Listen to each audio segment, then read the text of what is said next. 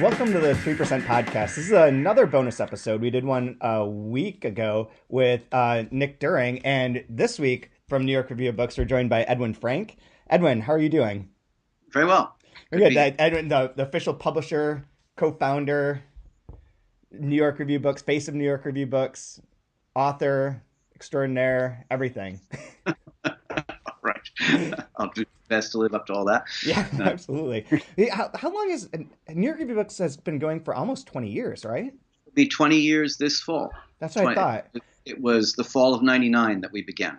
Yep. Yeah, because I was working at Quail Ridge Books in North Carolina, and we got all your books in as the gray ones with the numbered. Yeah. With the numbers on them, right? That weird design we started with and mercifully shed along the way. Very true. Very true. Although at the time, looking back, it reminds me a lot of like Verbo Mundi and like those Godine books, like that sort of like regimented style. Yeah. It was very much a style at that point. Yeah. Aventura was like that. What was that? Aventura. Do you remember them? There was that whole vintage international imprint, right, which had the French flaps. Yep. and a kind of uniform white background. Yeah. Exactly. Yeah. So and, script Aventura sort of signed across the top. I think that's true. Yeah. More adventurous. Those were like that was a popular time. But anyways, well, I wanted to have you guys on. As anyone who's listening to this probably knows, this month at 3% we've been writing mostly about New York Review of Books, all through the lens initially of my intent to try and read all of Anniversaries in a month, which I gave up on very, very quickly because that's not going to happen. The book is very long. So instead we're going to do it over 4 months. And one thing that you might not be aware of yet is I'm interviewing Damien Searles, the translator, and doing like an interview as I read each of the parts. So we'll have like a multi-month discussion about the book and try and like get into it more and more and move beyond just like a summary thing, but into some of the intricate parts. But I thought it'd be cool to talk to you about New York Review of Books overall, but also especially about Anniversaries. So why did you decide to do this book? This seems like such a quixotic project.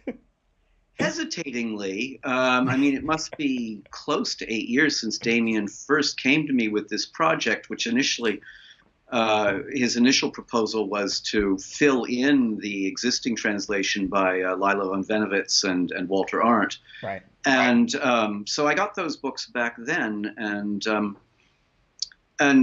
read through the first abridged volume or much of it, and was on the one hand intrigued, but also felt actually at that point that it really wasn't possible.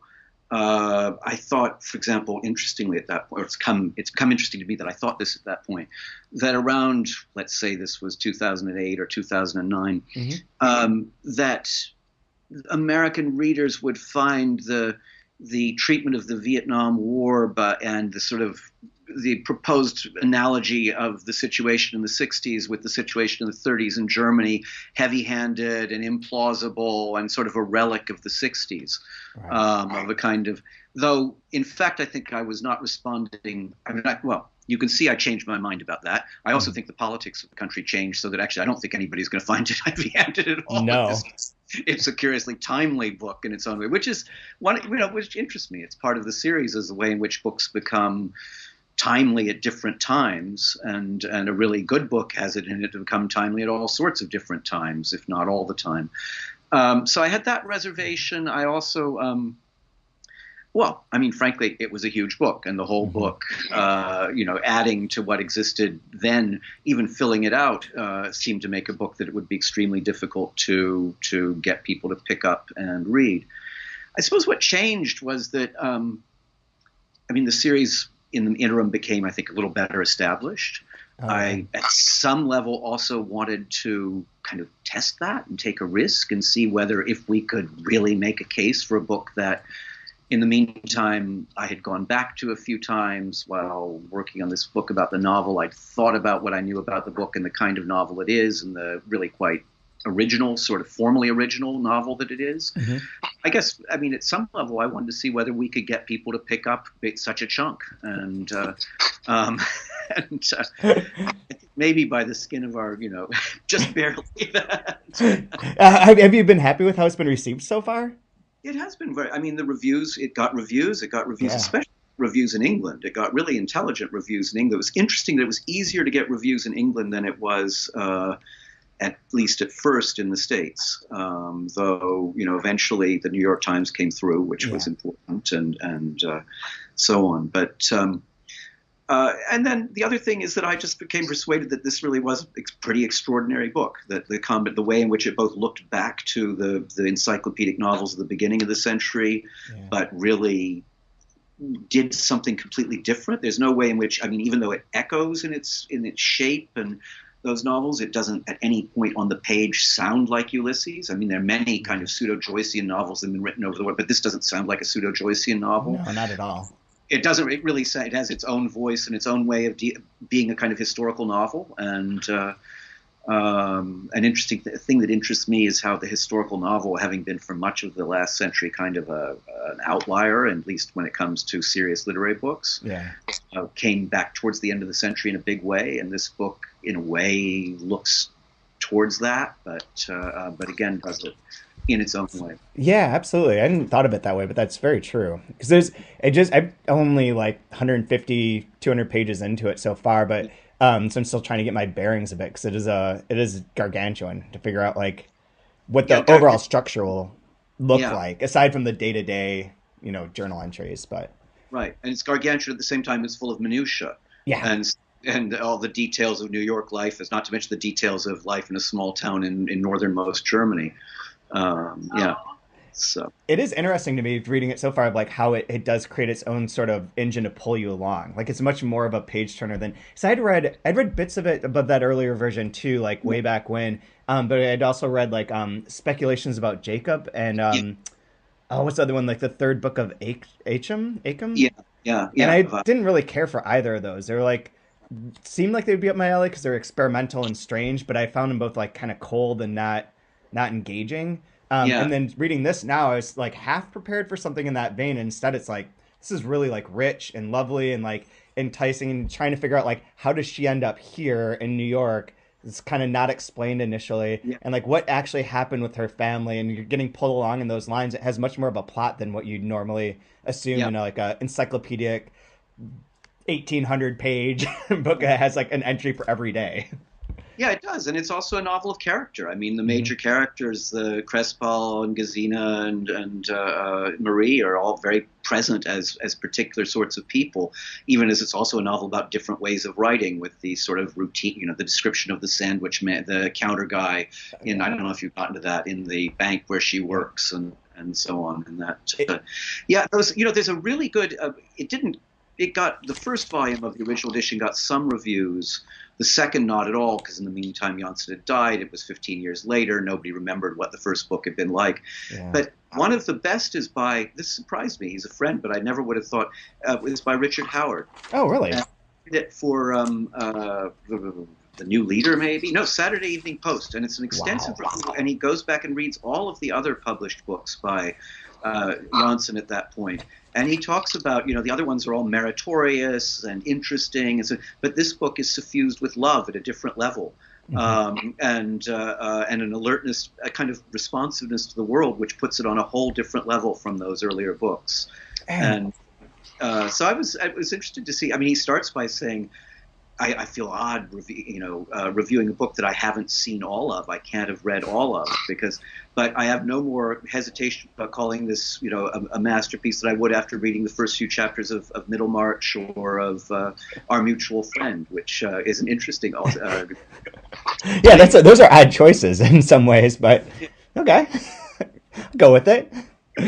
I'm gonna have to find that. That sounds really cool. He's really smart. So I have an off print of it, but we quoted a little bit of it somewhere on the thing. But it was interesting. I would never have thought that Richard would have been terribly responsive to this book. No, and, it is really. It's a very thoughtful and considered review, and really pretty much the only piece of significant Janssen criticism in English that I know of. I'm sure there's academic stuff, but that not surprised. That unfortunately seems to be the case. Did you ever consider doing it in multiple volumes, or did you always want to go with the one big box set? We went back and forth, and there was also issues of scheduling it too. Just in terms of the amount of labor that Damien put into it and the time that it takes to do that labor. it seemed to me, I mean, the fact is doing 4 volumes. Well, I thought that we had to do it to begin with in a box set, because one of my early on when I started doing this, I read this book about it was some sort of Penguin self-tribute about Penguin classics in print for a gazillion years and or 50 years or whatever, and they had in there this story of Alan Lane doing the first Penguin classic version of War and Peace. And the question came of how many copies to print. And he said, well, the first volume, 30,000, the second, 900. Yeah, perfect. And I thought that, if at the point when one unbinds the boxes and lets people buy individual volumes, the number of people who are going to buy 3 and 4 is going to be dwindling beyond that. And then just the costs of printing 4 different volumes and then boxing them is substantially higher than doing the 2. Yeah. And there is a way in which, just from the point of view of portability and readability, I wish it were. In the 4 German volumes, each volume is in some sense a manageable volume, whereas each of our volumes is a bit of a brick. But you have to sort of accommodate. You have to try and strike a balance, and this seemed the best we could do. Yeah, and it's very attractive, and it is one of those things I think a lot of people would buy just to have, because it is cool like that. Yeah. So I know at Delco had done it was before I was there, but Miss Macintosh, My Darling is a 2-volume set, and the sales on 1 versus 2 were always like pretty far apart. I don't actually know anyone who's finished that book, so might be one. Yeah, I thought about it because when I first started thinking about doing this, it's like, man, I'm always reading these long books by men, and like there are some longer books or series by women. I just haven't gotten to them, so I'm gonna dedicate like part of this year to reading some of those to sort of counterbalance this like male gargantuanism or something, but whatever you want to call it. But so on a larger perspective for New York Review of Books, what kind of guides your principles and why you want to acquire certain books? Do you have anything that you adhere to, or where do you get your recommendations, or where do you come up with the books that you guys are both reprinting and getting printed anew? Well, sort of from all over the place with some changes over the years. To begin with, we grew out of the reader's catalog, and I was going through sections to see if they represented, Italian literature properly, whether there were books that should be in this catalog, which was an imprint catalog, and a lot of books weren't. So it was almost by sort of suggestion as we went over that we came up with Moravia and the Cortázar Winners, some of the books that actually we've lost over the years. But also going through shelves at used bookstores at that point, at least, especially in the earlier years, I used to just sort of browse through. Above all, my favorite kind of used bookstores, the ones where you have where you have from the 60s and 70s when mass market paperbacks were still actually a vehicle for serious books, and so those. At this point, we hear from agents, inevitably. We hear from translators to a very big degree. I mean, as with Anniversaries and Damien coming to me about that to begin with. So, a kind of, to some extent from other publishers to whole writers, contributors to the review have at various times made suggestions. And we also have we have online, we invite people to make suggestions. And frankly, we get on a daily basis suggestions, and on weekends usually. It seems like people sit down on weekends to write New York Review books and make suggestions, but usually there's quite a lot that come in on the weekend, and these are sometimes great, and sometimes completely surprising. That's always the most interesting thing, when you hear of something I just had no idea existed, and it sounds like something something definitely worth following up on, so from all over the place, I try and keep my eyes open, my ears to the ground. Yeah, but like you're not at the London Book Fair right now. No, I haven't gone to either of the big book fairs for some years. Though Susan Barba, my colleague, has been going to London in recent years. She's not this year. I find those. I mean, in a given year, you may get some really great suggestions, but year after year after year, it doesn't seem to be essential. And it's more really about getting to know people and just having friendly relations with the range of with editors and with rights people and all the people you have to deal with in the book business, as we both know. Yeah, absolutely. Yeah, I haven't gone in a number of years either, although Kaya's there now. She's at London, but so we're trying. I'm going to go to Guadalajara in the fall too, so. I'd like to do that. I'd like to do that because Spanish language is something that we actually are deficient in various ways. And though, well, right now we've got a book by the Peruvian writer Rivero coming out, and but over the years we've had a lot more French and Italian and more recently German and Russian than we've had Spanish. That was actually going to be one of my questions, is if there was any like intent to like try and branch out into other parts of the world that you haven't gotten to, or that you've underdone, or if you're still. I mean, I've always wanted to do more with Japanese literature, yeah, I mean, I'm definitely. I mean, I'd like to do more Spanish literature. I mean, there was a point when I got really excited by various Hungarian writers, and it seemed like we'd have an all-Hungarian list, which actually isn't necessarily a favorite, any of the writers on that game list. It's been a while since we've done a Hungarian novel. But anyway, Hungarian just has a totally different. The literature, the books that I've ended up reading just are on a different wavelength from other Eastern European and indeed other European books, perhaps because of the insularity of the language and but they're quite wonderful and wonderfully different from other language, literary traditions in other languages. Absolutely. Sunflowers is Hungarian, right? Yeah. Yeah. I was there that I was sort of totally, wow, what is this? That was basically my experience when I read that. It's a great book. I noticed when I was putting together the first post about NYRB, I did ran through the translation database, which only collects like the original translations, not the new translations and none of the reissues. But there had been a definite uptick in like the number of titles that were original translations that you guys were doing. Was that a set strategy, or did that just come about through coincidence?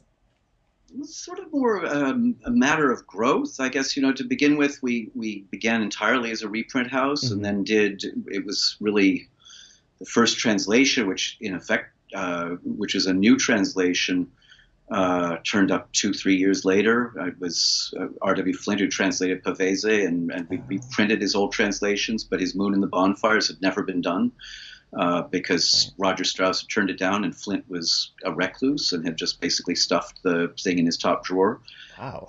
Never really. And so when I said to him, it's a pity, that you never did the Moon and the Bonfires. He talks about it in the introduction to the selected works of Pavese. He said, well, I do have it. It's here in my desk. I'll send it to you. So it came all typed on onion skin, and so that was when we began, but that was, kind of serendipity that it turned up. But after that, we began to do it more and more. And yeah, I mean, I find it, I think as a matter, it's straightforward that there is so much literature from around the world that really has not made its way into English. Yeah. And that is really interesting, that seems inevitable that we just follow the lead more and more. Right. Yeah. How do you think people are reacting now to translations versus when you started? I think there's been a change, and we were just talking today that Harper has got a list that they've just announced called something like Harper Via or Harper Via, which is going to do sort of it's a new list, and it's going to do what's clearly popular literature. In translation, and that they're making a point that this is work in translation is a total change from 19 years ago, when I remember seeing the marketer for Knopf say, when we did Smillo's Sense of Snow, we went out of our way to hide that this was a translation, putting the translator's name and any mention of Danish all on the copyright page in the smallest possible. Yep. So the translation should be a selling point for a book for basically mass market books. Is, I think, a real shift. That's wild. That's why I saw last month I did a bunch of stuff on Quebec, and one of the people that I interviewed was Peter McCambridge, who runs QC Fiction, and he translates book's right on the floor, just in the angle where I can't see it. But there's this author that he translates that the book is called Songs for the Cold of Heart, and it's like a big fat book that's compared to like John Irving and things like that. And he just said on Facebook that Harper had bought the rights, is going to distribute it everywhere in the world except for Quebec. So it's cool that not only are they doing that, but they're including a book from a Quebec writer, which doesn't seem to happen like at all. and emphasize that it's a translation is wild. It's a different world. Yeah. But I mean, there's Open Letter, and there's Archipelago, and New Vessel, and so on, and Restless. Yep. There's the huge success of Europa with Ferrante and so on, and so it interests me that there has been that shift towards a kind of more global awareness, I guess, of literature than had existed. And your guess is as good as mine as to why it might be. Though I often venture the thought that there's a political dimension to it, that the remaining group of people who read, I think, as America became more and more provincial and sort of off-putting, there was an interest in looking abroad to get different views of things, as opposed to the views of the administration or the Trump administration or what you will. Yeah. I mean, this is just a widened awareness, or a wish or hope for widened awareness in a country that seemed to be otherwise bent on narrowing its awareness. That's very true. I think Elliot Weinberger always says something like that too. Like, in times of like tyranny, people look abroad, whereas when things are going good, they're not as concerned with that. And we are definitely in that phase at the moment, like in spades. What it might be, but anyway, yeah, absolutely insane. With you mentioned like the remaining readers. What do you think of for the future of readership? Has it changed much? For over the past 20 years? Or do you have great hopes for the future of readers, or are we just going into a dumber and dumber period every day? Well, I have to imagine that in a way, I mean, the position of the book has got to change, because there are TV shows now of a great deal of sophistication. I don't think when it comes to going to a dinner party in the weekend talking about the Second World War because you read Ken Burns is that much different from talking about if you've read, seen Ken Burns as opposed to read David McCullough, that they have the same, they basically fuel conversation just as. So I think it's sort of inevitable that people, that there are going to be fewer intensive readers of books. On the other hand, it may be that the saving remnant is actually that much more is more focused on books and has a kind of and thinks, and partly because they think that the culture of the books may be threatened, that they really concentrate on them and try and spread the word, as it were. So, I mean, I think that may be going on. It's interesting to me that ebooks have not really. That people, when they read books, want to seem to read books. Yeah. That with some exceptions of books you don't want other people to see you reading, or books that once you finish it, you want to read almost immediately another book just like that, and so on. Because it seems like genre books do rather better in the ebook. Absolutely. Anything that seems sort of disposable seems to do better. Like those, you're not necessarily planning on going back or showcasing your like 95 book series of whatever romance titles or crime. Although audiobooks seem to be doing pretty well now too. Yeah, that's interesting, isn't it? Yeah, just like podcasts, right? I mean, these are both pretty thriving forms. If I had more time, if I drove more, I think I would be a big consumer of audiobooks too, but I don't spend that much time driving. So yeah. I mean, you can, I've used them a lot at the gym, but I can understand why people are like, well, we don't want to listen to the radio. Because that seems so outdated at this point in time, given like our ability to choose anything we want to listen to at any point in time. But I can see where like if you're into podcasts, listening to audiobooks is like a natural extension. We might actually try and do some this summer. We're gonna Really? Yeah, Yeah. we got a special. This is like not interesting to anyone listening to this podcast, but we got a special program here at the university where the Mellon Foundation helps fund an intern, and the intern that we interviewed and hired is audio does audio production, and she was mostly interested in trying to figure out a way for us to do at least one audiobook this summer and sort of lay the groundwork for how that could be done in the future. So we're gonna give it a try. Okay. Possibly with a Yeah. collection of Yeah. short stories, see how this goes. Go read them. Go with like the least saleable Yeah. Right. version. And there, you can listen to one and listen to another and so on. In a way, it may make sense. It's perhaps the best way to get people to pay attention to short stories. Yeah, yeah, maybe it is. I did listen to the George Saunders short story collection that way, and it worked pretty well. It's pretty Yeah. fun. But yeah, Yeah. weirdly speaking of anniversaries, I listened to most of my struggle because I didn't have time to read it usually, but I'd have the audiobooks and like they're so long, but like I'd go to the gym and like I'd go listen for an hour and like slowly make my way through them. And like if you have it all synced up, you can also read it as the ebook and it'll move you along in the audiobook, and it's kind of a wild way to experience literature.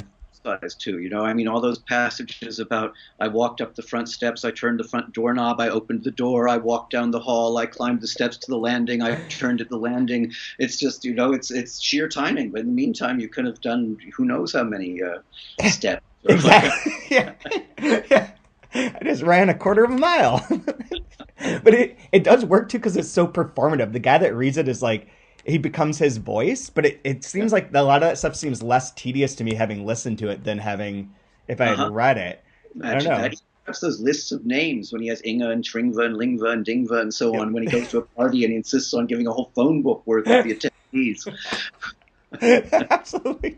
Well, this is a weird segue, but I gotta ask you this anyway. So I put together this thing today, this post I was asking like if there were an International Writers Hall of Fame, and let's assume that exists. And at any point in time, there's like X number of living writers who'd be in like this Hall of Fame. That they're going to be inducted first ballot, no questions asked. They're absolutely definitely Hall of Famers. And I was saying like say there's 10. Would Knausgaard be one of those 10? Oh, probably not for me. Okay. Could you name one who would be one for you? Oh, I mean, my best experience of this was when I was doing the International Booker, and I mean, that was interesting. We did Krasnohorkai, who I think is pretty amazing. I think Ira is an interesting writer. I think Javier Marias is a pretty interesting writer. In the English language, I'm not sure who I would put in at this point. Yeah, I wouldn't. The person who I was very impressed with, and I thought we, in a way, should have. I don't know. I'm happy with whom we gave the prize to Krasnohorkai, but I was very impressed with the South African writer Nijkerk, Martina Nijkerk. Oh yeah. Called Agathe, and then the other one called Triumph, which are both really, really solid, but also thoughtful and unusual novels, actually. I'll raise it, anyway, I'll raise it to say that she's great too. She could make the Hall of Fame. Yeah. which would be fun. Yeah. Yeah, what was the other thing I was going to ask you? I was going to ask you about if you saw, like, what do you see as like the big challenge for publishing right now, especially the type of publishing that we're doing?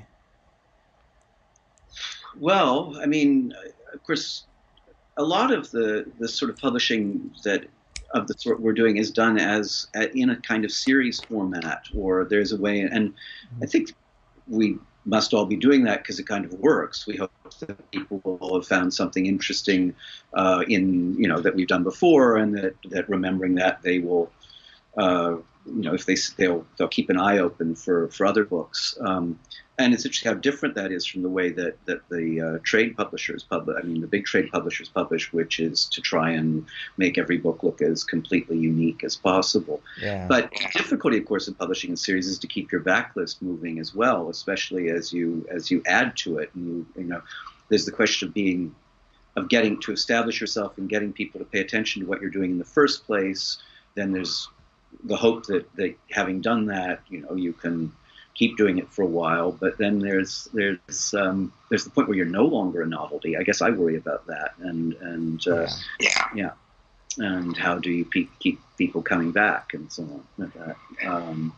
So, and I mean, in a larger sense, that's I mean, if we agree that these are improved times or marginally improved, though, as you pointed out, actually the numbers haven't really changed that much of translation that are done in English. It's pretty much the same, right? It's up from 10 years ago, but it's been the same for like 3 years. Yeah.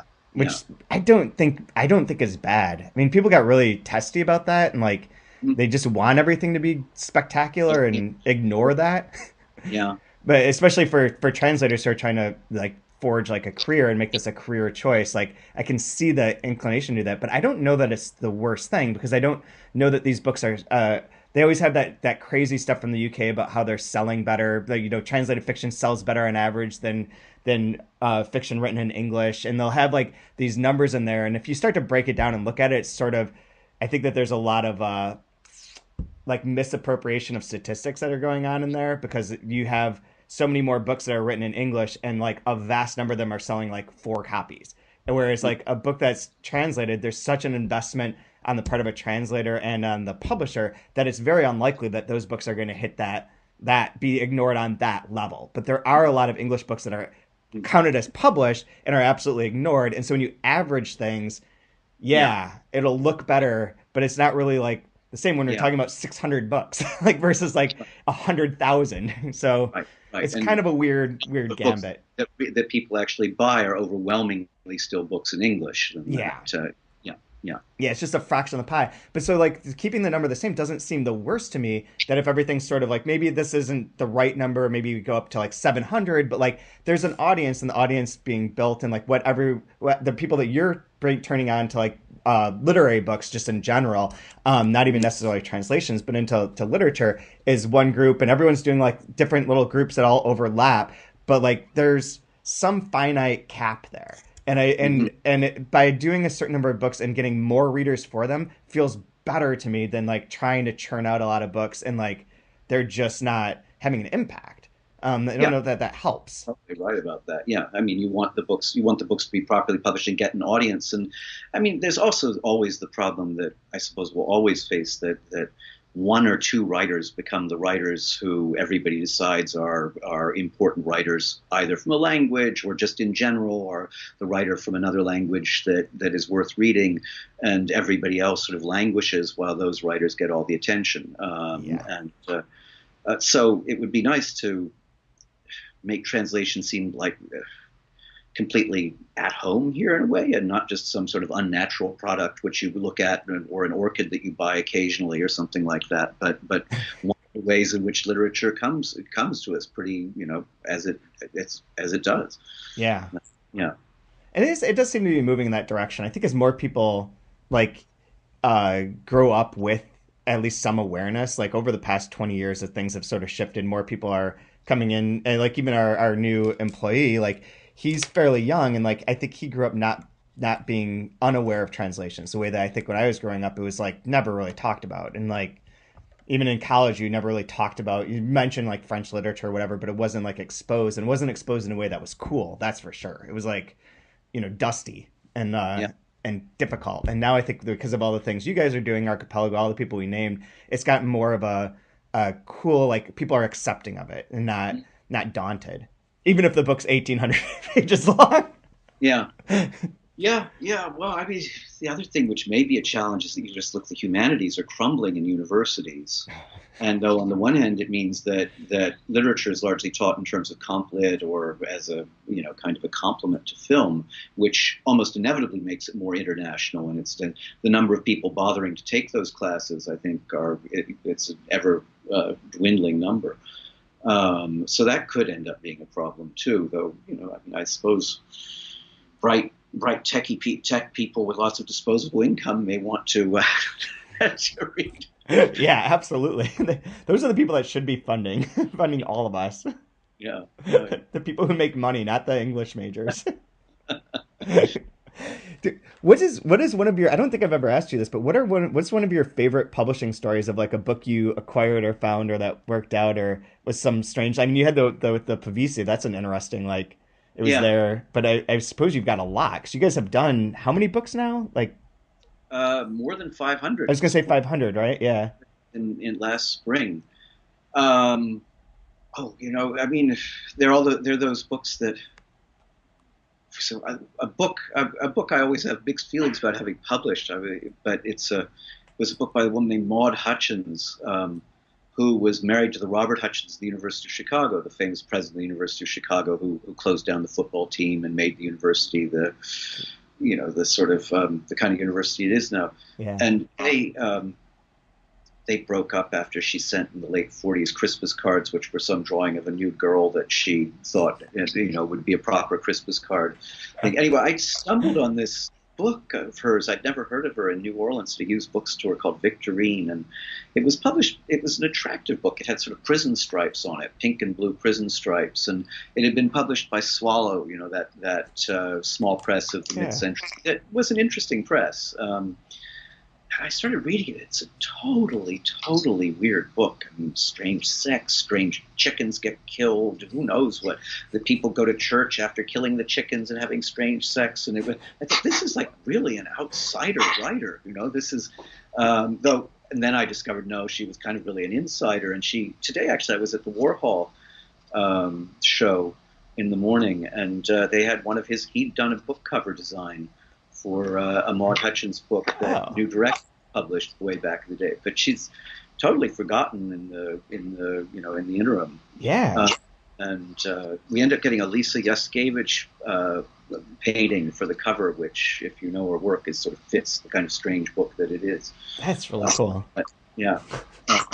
Anyway. Is there any book you missed on that you wish you had? Well, I kind of regret those Danilo Kishes that went to Yeah. yeah. If they're still there. Yeah. And likewise, I regret that we didn't do Shklovsky, because I was talking about doing Zoo, and it was before that went to Dalkey. Oh.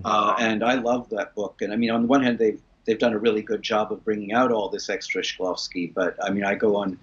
He's important to me. He fits in with some of the other Russian writers we do, and it was just sort of early on. And I mean, in both cases, part of it was that it seemed even more so at that time. What's the point of just driving up the price of a book when we're all small presses and can't really afford to drive up the price? Let's not get in bidding wars, because at least beyond a certain degree or something like that. That was part of my thought then. But we were very new. These were both books early on in the. Yeah. Yeah. I was sad to lose. I would have liked to have done Melina, but it's coming out with New Directions, and the book will be well published. But that was a book I would have liked to have published. That was interesting too that you guys have all the Henry Green books except for the one. Yeah, I'm not going to go into that story. Oh yeah, it's cool. It's funny because like Back was a New Directions book and now is it's like it's Yeah. an odd arrangement. Yeah, But it's between me and Barbara, but anyway. that makes sense. That's totally because we did Delkey did a bunch of those back in the day too. Right. Yeah. Like I think we did 6 of them.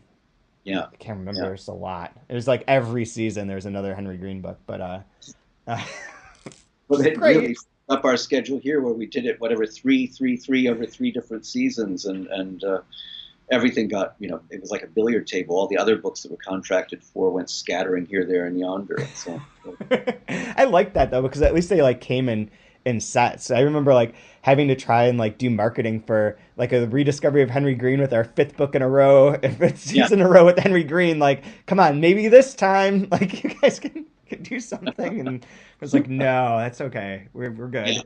Yeah. We've got it. Henry Green was good. That's all I need to know. I guess one last question I'll ask you: is there a book from your backlist that's coming out that maybe people haven't heard of that you think you'd really want everyone to check out? Let's see, on the back. Yeah, I mean, there are all sorts of books on the backlist that one, for some reason, I keep singing the praises of these days. I was trying to get my son, who's just gotten out of Vassar and is thinking about making movies. I mean, it wouldn't be realistic for him to do it, but is as Alexander Berkman's Prison Memoirs of an Anarchist. Oh, Which, okay.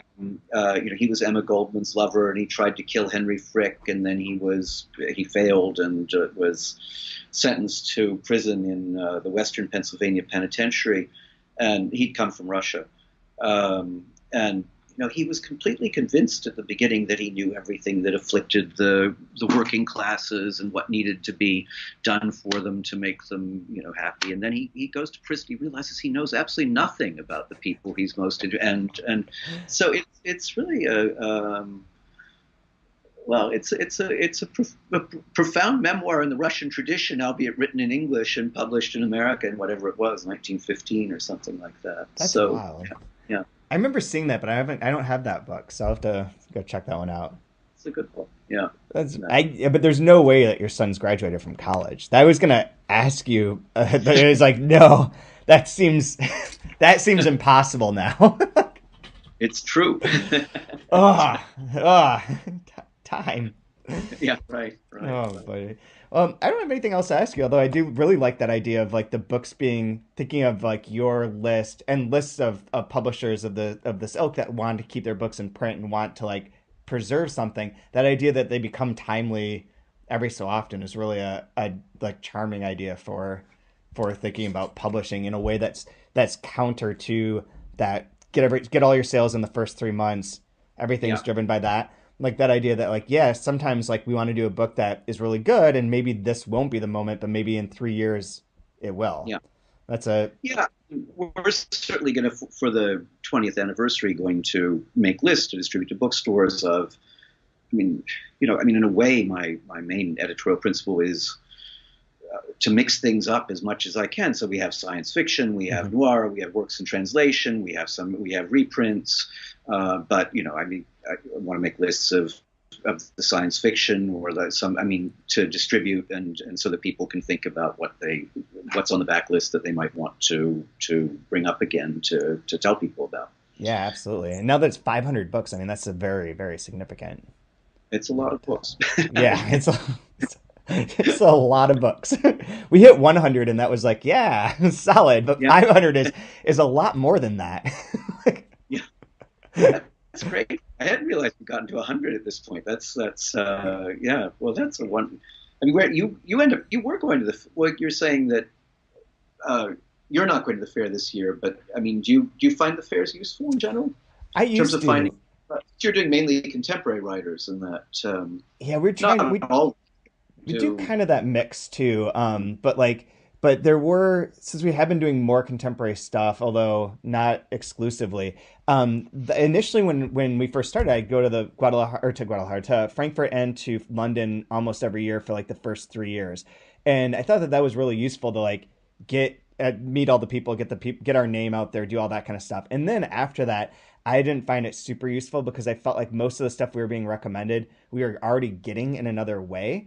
But that every so often you sort of have to recharge those relationships and go back. And now that Kaya's the editorial director, like I left it to her to do that. I'm going to go to Guadalajara because I know more Spanish and all of our Spanish books are from me, like for better or for worse, according to whoever's reading them. That's my pet one. So like going there will be fun for me to see what's going on. But like I think that there's some value, but I think it is social and less like. We did find Chronicle of a Murdered House at Frankfurt, though, where it had been recommended to us as like a great Brazilian novel that people hadn't really paid attention to. And he was like Lispector's mentor and she was in love with him and all this great story. And it was there that we were like, we want to do this and we want to do it now. Cause they were talking to like everyone else. Like you guys probably would have gotten pitched it. Everyone would have gotten everyone that's in that ilk. And so we're like, we just want it now and we'll sign it on and we'll go for it. And that happened with Zone way back when with Mateus and Ard. So every so often I think there's like some weird thing that will click. But then again, I wonder like, if we hadn't have been there and hadn't have done that, we probably still could have ended up with it. But but there is a bit of a thrill there that maybe it makes it worthwhile to like just have that little adrenaline kick of like, I don't want to lose out on this book. And then when you do get it and it is successful, it's like, we actually did the right thing. We tapped into something. Yeah. Versus like, oh yeah, I'm reading my emails and slush pile on submittable and like whatever. Right. It's not as much fun, Yeah. but still. Well, So one last thing, you should come up here for Alta this fall. We're gonna have the it's in Rochester. yep, Yeah. November Okay. 7th through 10th. So That's gettable, toable. yeah, you take the train. Yeah. Train's great. I've never been to Alta, so I hear about it from translators and so on. And I know you go pretty consistently. I'm right? on the conference committee for years now. So I've gone almost every year that I can. Once in a while there's a conflict, but yeah, I've been going for a long time, and I do find it really like it's different than the rights fairs, but there is since you're taking recommendations from translators and from people like that and talking to people who are just in the know, it's really good for that because it's a lot of casual conversations and like names of authors that haven't been translated or that people just know because they've read been reading like Russian literature for like 40 years and like just know of things that never made it. And that's really cool. And it is like a good group of people, and it's an inspiring sort of fair or conference to go to, and we can do a lot of fun stuff. You will get invited to be on one of the panels for editors then too. Make it official. I'm stating this here, so it is now public, but like I have to organize that panel, so you're getting an invite.